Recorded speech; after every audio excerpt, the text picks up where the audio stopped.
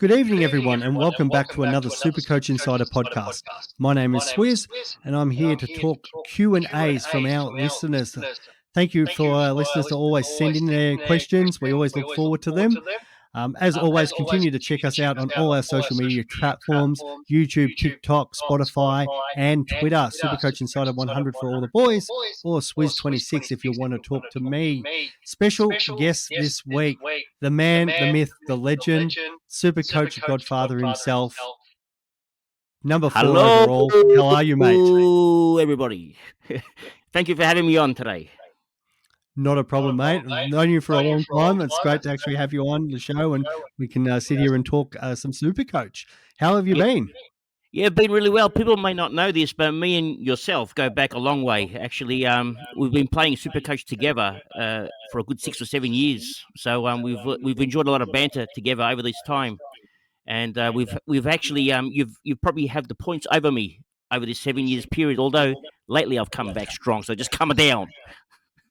Yeah, you sure have, mate. Yeah, I feel like we're the Flemington, the Melbourne Cup, and I got a really good lead on that first lap, and you are chasing me down something chronic, and it's going to be a neck and neck finish there. Yeah, we've had our battles, and it's been a lot of fun. We're in the Richmond Forum together. We just have a blast every time we're on there. 100%, mate. And yeah, and we've obviously got that other connection with your lovely daughter from that, who used to be my manager. So, yeah, no, fantastic family, mate, that you come from and that. So, but we're here to talk Supercoach.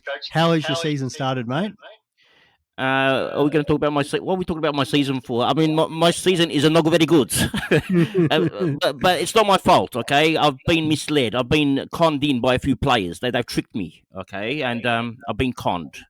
I've had Zeeble. He looked really bad in the preseason. I don't touch people that look 125 years old, but all of a sudden he looks good again. So he's back in my team. I didn't touch Cheezels because I thought he's a forward, and just those two alone, I've lost about 200 points just on those two.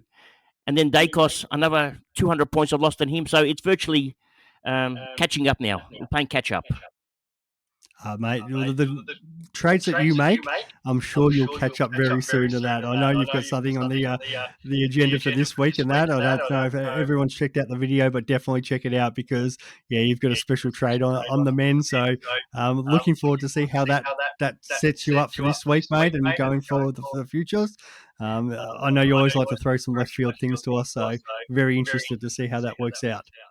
Yeah, we've got. We're going to get rid of Doherty this week. It's going to be sad. Sad to watch him go. But in comes a player which I would never have thought I would ever start, and that's Cox. I didn't even know who he was. I never heard of his name in my life. And all of a sudden he's in my team. So let's see what happens. Okay, we're actually just chasing him for 2 weeks. He's got a 2-week contract. That's all he's got. He's going to become Sicily in 2 weeks' time or 3 weeks' time. So let's see what happens. Three big scores he's had this year. So it's not as silly as it sounds on that. He looks good. Freo are playing some shit football, if I can say that, on here. Yeah, just chipping it around. The old Ross Lyon style is still at Freo. So, yeah, you might be onto something there. Well, Cox suits the way Freo play right now, and Cox is taking Logue's role. It's not his old role. So, in his old role, he was pulled back and scored 80s. But now he's on that Griffin Logue role. And so he's moving more up the ground and he's taking those intercept marks, a couple of kicks, kick to kick, go backwards. Good Supercoach points coming. He might even be like another Zeeble. Could be, mate. Could be. Yes. And if that pays off for you, mate, you're going to be way ahead of the pack, or you'll be catching up to the lost ground. So I need to catch up first, yes. Yeah.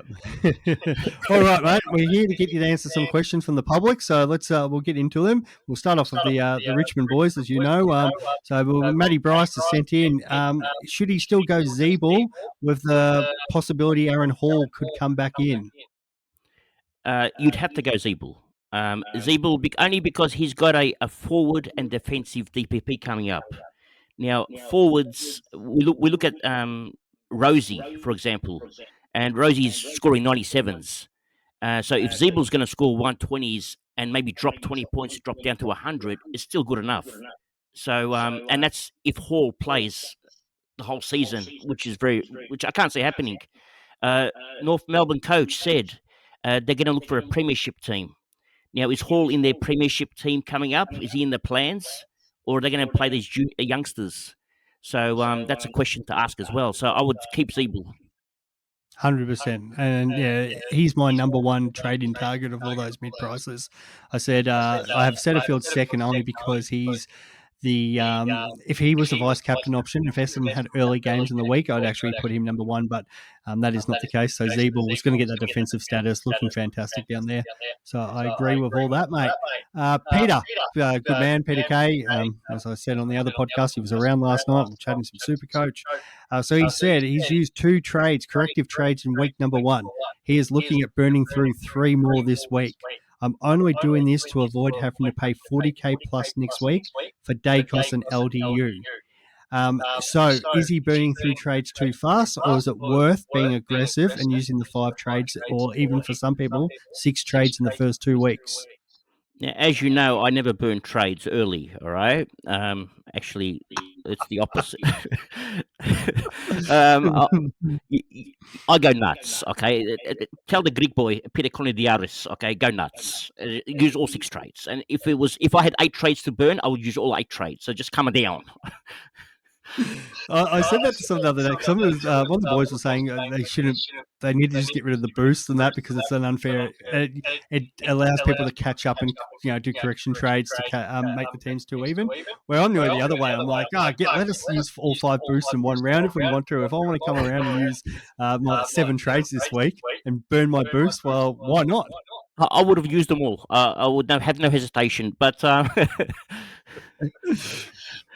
oh, that's brilliant. All right, we've got Corey, good North Melbourne man, Corey. He's unsure what to do this week, but he's in struggle town because he's got no LDU, Dacos, Chandler, Setterfield, or Zeeble. Could you rank? So he's wanting you to rank LDU, Dacos, Chandler, Setterfield, Zeeble. Okay, well, I got Dacos at number 1. All right, Dacos, he's hurting me so bad and not starting him. So you have to have Dacos. Same as what you rated with Zeeble. I have him at number 2. Well, Zeeble ahead of Setterfield. So Zeeble at number 2 because of his DPP. The forward and defensive status is massive, especially when you upgrade later on and you're going to move out your defenders. You can move Zeeble into defense and then maybe get a Gawn into the forward line, although that's not going to happen now because Gawn's injured. So, but it's still a chance. You need Zeeble ahead of Setterfield. So, and then third is Setterfield. Yep. I wouldn't worry about Chandler too much because you've got other players that are going to make cash on the bench. They might make 100K. Chandler might make 150K. So you're going to lose 50K. So is it worth one trade for that 50K extra? So I wouldn't worry about Chandler. Chandler's my luxury third trade, and it's more opens up for me the ability to do a couple other things. So I don't mind if you're Chandler, like, for example, I've got Cunnington and I want to get him up to Dacos. So to do that, I need to get Chandler in to get that cash. So I don't think Chandler's a must-have. I've been saying that to a lot of people as well.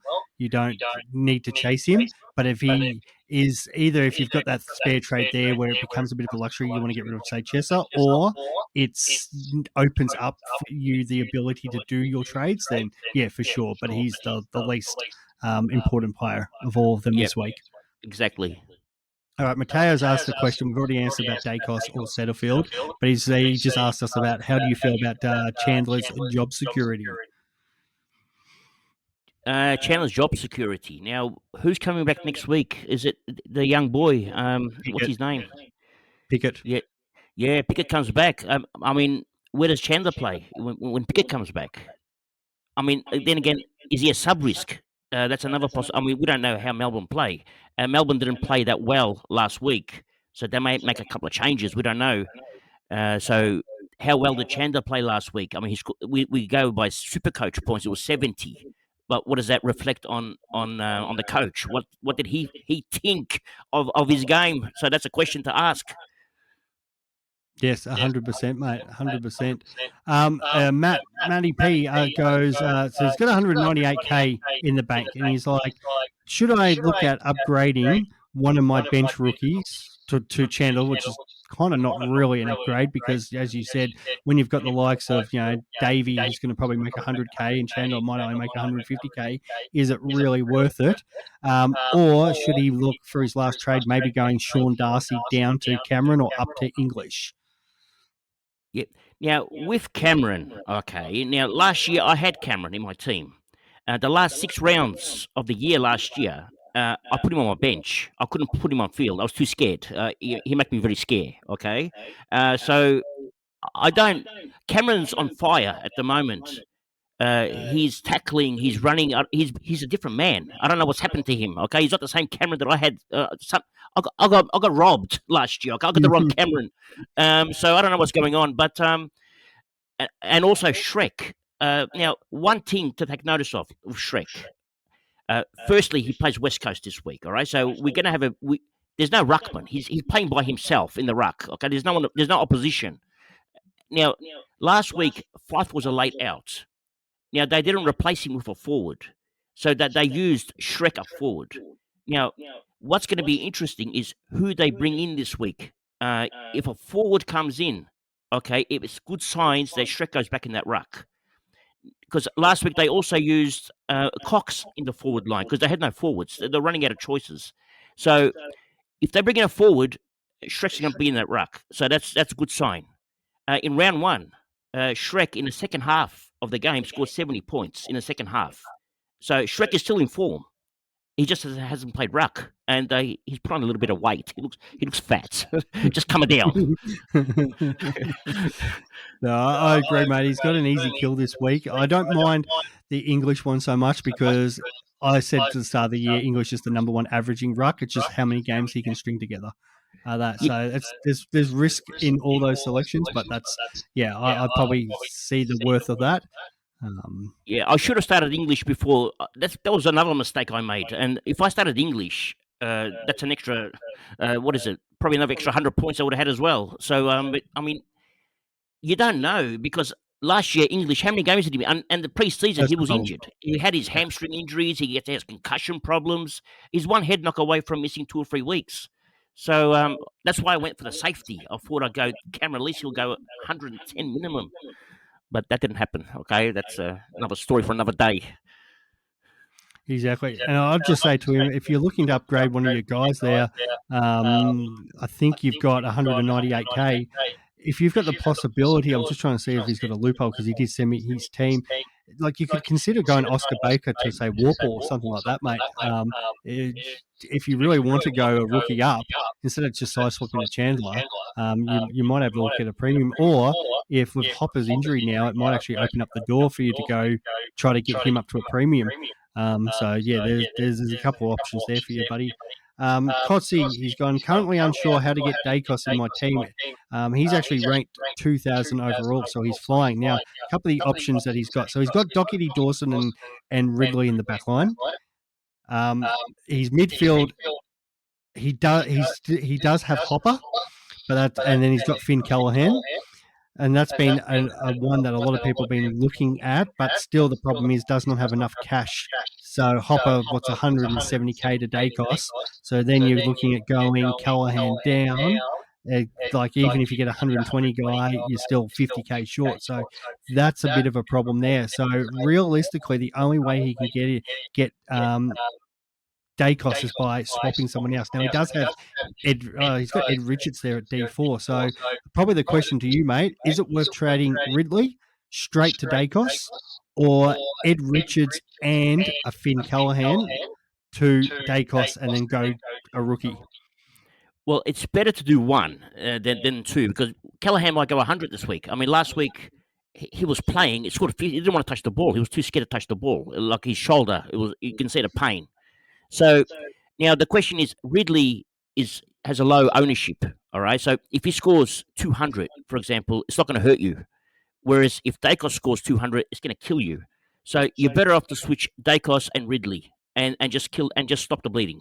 At least that way it's out the way, and then work on pods on other areas and not worry about Ridley. Julie asks about Hopper. Your initial thoughts is, or our thoughts, trade or hold?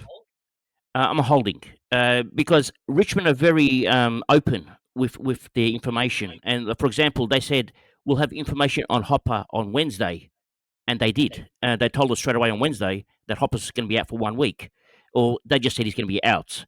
Now, we're assuming it's a 1 week injury because if it were going to be a longer injury, they would normally tell us. Richmond are very, very good on information. So I'd say it's only a 1 week injury. And if it's another week, the following week, I'd probably still hold because we've got enough bench cover at the moment. So it should be all right. Yeah, well, I said to my listeners before when I was doing my team pod, it's all on Baker's score for me. So if Baker scores 70 or above, it's Hopper can stay, and I'm trading out Finn Callahan. If Baker does not and he scores low, then Hopper's the one that's unfortunately on the chopping block, just because he's the one that opens the door for me to do the trades that I want to do. And she actually asked about that follow up. What if it was Hopper to get LDU? Ooh, Hopper to LDU. Yeah, that's a good question. LDU is not going to be 550 or whatever his price is anymore. He's going to skyrocket. Now, keep in mind, LDU is playing Hawthorn this week, and North Melbourne don't have Simpkin, so Hawthorn are going to tag somebody, and it's most likely going to be LDU. So last time LDU got tagged, I'm sure it was under 100 points he scored. So you're still going to get him, but that a low score will stay in his system for 3 weeks now. So he'll still be achievable to get later on. And also got to keep in mind, is LDU in your final 8 primos that you want for the end of your team? Like you got Oliver, you got Laird. I've counted 8 players ahead of LDU in my final 8 that I want for the end of the year. So is LDU's top 2 games going to be enough to make him the top 8 midfield at the end of the year? So that's a question you want to ask as well. Exactly. And she also asked, is Jay-Z a must-have? And we have answered that. I think he is the number one option of all those mid-prices. You got anything else to add to that one? No, Zeeble is a must. Zeeble and Dacos are the 2 biggest must-haves right now. Yeah, exactly. Mitchy Koss, another good man who asks a question every week. He's like, sorry to bother you guys. We've probably got 2,000 messages this week. It's probably not far off for both of you and I, but no, we love it. So he goes, if I miss Chandler and take Warple, does that hurt my cash flow? No, it doesn't, because from Chandler, you're going to miss 50K. That's all. And from Warple, you're going to be guaranteed, well, not guaranteed, but approximately 99 points or 100 points a week. So Warple's a much better option. Was that the question? Yeah, exactly. Yeah. I think so as well. That's where I gave my viewers 2 options, where one involves getting Warple, and the other, I think it might have been a Chandler. I can't think exactly what the trade was, but yeah, they're both good options. They both look really good. It's just the question comes down: would I prefer Darcy Cameron in my side or Warple? And that's where my little dilemma is this week. They both open up different future scenarios for me. So, and I'm sure a few other people are, considering, it's not just this week, but the next 3 or 4 weeks, and what might your team look like, especially when when Zeeble and Sheasel get the dual position status, being mindful of that, and where do they fit into your side then. We've got a question from Ben, and he's gone looking at doing these trades this week. We've got Jack Steele out injured, Wanganeen, Malira, and Flanders. And he wants to bring in Dacos, Warple, and Zeeble. I think that's a pretty easy question, Ab. That's a yes. Yeah, There's a good trade there. Good trade. But we were talking about this the other day, going, I'm kind of envious of the players who have injured players this week, in like Jack Steele, even if you wanted to trade out, say, Darcy, for example, or Max Gawn, because it probably opens you up for so many more options than where, like, a good example is Grimo, who has had pretty well the perfect team the first 2 weeks, ranked in the top 400, might even be ranked higher than that, but has actually no one to trade out this week to get the guys in. So, yeah. That's actually a problem. It is a problem. And last week I had Kelly injured, and I kept him. And I could have got LDU instead of Kelly, and I said, no, I'm going to keep Kelly. Now I'm regretting it. I should have got LDU, but it doesn't matter. I kept Kelly. So Usually I trade my injured players and I don't give them mercy, but this year I've been a bit more soft. Okay, just calm it down. Adrian asks, should I change my structure and trade out a midfielder to get in Dacos, or is it just a straight swap Ridley to Dacos and keep my structure as I've selected it? How many midfielders does he have? Primos. I think it might be 3 or 4. So I don't actually have his side in front of me in that, Okay. but I Well, know. if he's got 3 primo midfielders, that's a good structure. If he's got 4, it's obviously meaning that you can't get all the mid prices because you've got 4 primos in there. So it's hard to get the rest of the mid prices. So if he's got the 3, perfect. Get Dacos in. I've got a draft question. I do like the old draft question from Isaac. I've currently got Maynard. Noble is available on the waivers. Should I drop Maynard to get Noble? All right. Well, I'm not that good at draft for starters, but Yeah. Noble has been looking good. So he's getting a lot of those touches. So yeah, I would get Noble. Yeah, I was 100% on that one. I messaged you back and said, yeah, grab him now before he goes. Yeah. He's got a very good role there because the thing is, Maynard has to sometimes play more small back lockdown, where Noble, good halfback flanker, and they can use him to get that ball. I know Dacos is obviously the main one, but there's always most teams, like even look at Richmond, it's Rioli and it'd be Baker or Voston. A lot of teams have 2 players coming out of that half back. So Noble could be pretty solid for us, an 80 there. I wish Noble was 250k. I'd get him in my team now. I mean, he's just at an awkward place for Supercoach. I wish he was just a little bit cheaper because he's got a really good role this year. Exactly. Where was this? I think this was Jacob that asked me this. McRae, do you trust Bevo enough to play McRae back into the guts, or is that a premium that we have to seriously start considering moving on? He's got to go. Bevo, he's lost his marbles. Okay, I mean, Bevo's gone nuts. He's gone. He's worse than me. I thought I was crazy, but Bevo's more crazier. I don't trust any Bulldogs player except for my boy, the Bont. That's it. No one else. Yep, no, I like it, and that's the same with a few questions about Bailey Dale in the back line with Jones and Crozier back there. I think unfortunately he might have to be a move as well. They've just got. Speaking of Crozier, keep a good watch this week of Crozier because Crozier at 200, what is it, 220 or 210, something like that. 208. I think it is. Yeah. He's taking the kick-ins. He's virtually got Dale's job. He's taking Dale's job, taking the kick-ins. Also got Richard's job. He's got 2 jobs in one. He's got greedy guts. So looking very good. Okay, I'll give a couple of quick fire ones here. Jack Bowes, get him this week or hold off and watch one more week? Watch one more week. Last week in the first quarter, he looked magnificent. I was actually jealous of watching him play. I couldn't believe it. Then second and third quarter, he changed role. So, I mean, I don't know which role he's going to have. So it looks like the coach was testing which role he's going to be best at. And let's see what he decided on, because if it's going to be in that defensive role, the kid's a jet. So he's going to... But then again, Tom Stewart comes back in, but that doesn't really matter because by the time Stewart comes in, Bowes would have made that cash. So, yeah, get him in the following week. Would you, on 1 week's data, are you leaning more towards Bowes or Crozier? Crozier. Because Crozier's cheaper. I know Crozier's got that role. He's not changing his role. Crozier's not going to play forward. Whereas with Bowes, he may play forward. He may play wing. We don't know what the coach has got in line up for him.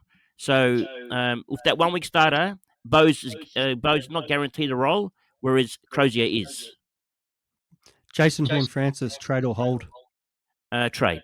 I don't like him. Okay, he's not good. I've said about him, if he could be traded each week from Adelaide to Port Adelaide, so he can just play in South Australia every week, he'd be the most picked player in my side of that. At the moment he leaves the state, he's terrible. So yeah. I mean, you can't have 11 good games a year and have 11 bad games. You know, it's no good. Yeah. Not for our sides of that, and the obvious one there. If you don't have Zeeble, get Zeeble. If you have Zeeble and don't have Setterfield, I think it's Horne-Francis. The Setterfield makes you $400. So they're 2 possible obvious ones there. move him on, get rid of Yeah, him. has to go. I mean, he wasn't even chasing. How are you going to score points if you don't even chase your players? He chases and stops. He just gave up, and it was terrible to watch. Six free kicks against from a midfielder. Ruckman doesn't give away 6 free kicks. Luke Ryan, mate. Wait a week. Yeah, have to wait a week. Yep. I mean, some people were thinking about making him R2. I seen some people putting him in R2. No, I think Luke Ryan, as in Freo's back. Oh, sorry, I'm the wrong Ryan. All right, yeah, all good. All right, Luke Ryan. Freo's back. Yeah, it's so a bit break even of 8. I know your preference is Cox. Yeah, I was going to say I prefer Cox. Luke Ryan, we've seen in the past what he can do. He can go nuts and he can go bad. He's got the same role. His role hasn't changed, whereas Cox has a different role, which is why I like Cox. Cox, in his last 3 games, has gone 130 plus, 3 games in a row. Luke Ryan has gone 180 and 120, so he's going nuts as well. But I don't know. I play crazy, but I couldn't start with Ryan. No, I couldn't get Ryan. I couldn't. He's got worse injury history than Tim English, if that's possible. Yeah, he's burnt me so many times. So that's a no to me. Thoughts on Mason Redmond? I loved his game last week. It looks sensational. He's guaranteed a half-back role. He takes all the kick-ins. He's taken all Ridley's touches. I think he's going to be a top 7 defender this year. Definitely top 8. Yeah, I've probably had it to switch him and Ridley around just watching him, just because of Zerk Thatcher's injury as well. That's going to hurt Rids a little bit more than what we were anticipating. And the last one is your best vice captain and captain options this week. Well, I'm going this week because we probably all got different teams, all right? So I'm going to pass on the first game because my problem is the captain option. So what I'm trying to do is make my captain the vice captain. So and I would say my best player at the moment is Dacos. The second year player is my best player. Work that out. So I'm making Dacos as the vice captain. And then the captain, I've got a real big problem, okay, because I don't know who to make captain. So believe it or not, all right, this is going to sound really crazy, and I've done some crazy things before. I'm making Setterfield as my captain. Yes. That's why you're here, the centre goat. Yes. So Setterfield's my captain this week because Setterfield's not going to get tagged. And most likely Merritt or Parrish are going to get tagged. So Setterfield's going to go off. He's going to be in the midfield. He's going to get a tackle. He's going to go nuts. I love that. I love that so much. Anybody who listens to our show knows how much we love Setterfield, and I said that to people last week. I'm like, he is a genuine option. As you'd prefer him as a vice captain, but this week in particular, no Jack Steele for the Saints. I actually think the Bombers are going to do a good number on the Saints just because of their injuries. So I know the Saints have been playing really well. It's their 150th anniversary, but I think the Bombers on the MCG will get the Saints, and I think that's going to be led by setters in the midfield. So I do like that. I think so too. But then again, I hope Dacos goes well, but I hope Collingwood lose. Okay, just coming down all the Collingwood supporters out there. So we don't want Collingwood to win, all right? We want Collingwood to lose, but Dacos to play well, okay? No, see, I'm the opposite. I'm happy that the Pies get this win, and that they can have it. We play some rookies, and we'll get them when it matters at the end of the year. No, I want to win both games. That's awesome. Supercoach Godfather, we appreciate your time and coming in and answering some questions. You're doing a magnificent job. Mate, your media's taken off. Tell the listeners where they can find you if they haven't found you already. Well, I got my channel. I'm not sure. Maybe you can put it in the description below. Yep. Is that how it works? So maybe so the link below is it? Yeah. So SCodfather, or I've got my Twitter, which is Magic Moments 000. If you can catch me on Twitter. Fantastic. Now I'll put that into the meeting notes or the video notes for people to find that. Fantastic. Thanks for coming on, mate. We do really appreciate it. It's always great just catching up with you anyway. Thank you for having me, and love your work down at Supercoach Insiders. And my first ever podcast was on Supercoach Insiders. So you guys sort of like initiated me into this business. Okay, so just coming down and and the first time I wet my pants doing the first interview, but now I feel a bit more comfortable, so it's okay. I got a new face, so it's okay. No, mate, we really appreciate it. So hopefully it's another top 4 finish this year, maybe a couple of spots better, and it's your face all over the TV coming into the season, mate. Yeah, if I win the trophy, I'm gonna have to get a new face. So I don't know what I'm gonna do to pick up the trophy. So we're gonna have to work. So maybe I'll come second. So I won't get that trophy. So I'm happy with that. No, love it, mate. No, thank you so much, and continue to check out all our podcasts, our YouTube channels. That, as I said to everybody earlier, we'll be on Jock Reynolds' Mailbag. Centre Bounce did a great stuff this week with Supercoach Mama, and definitely check out all Chris and Ben's stuff. They got their team reviews. We've also got our weekly review, so check out all that content, and obviously our guest, all his content that he's doing. There's plenty of it out there. So thank you so much, and we will talk soon. Bye. Ciao for now.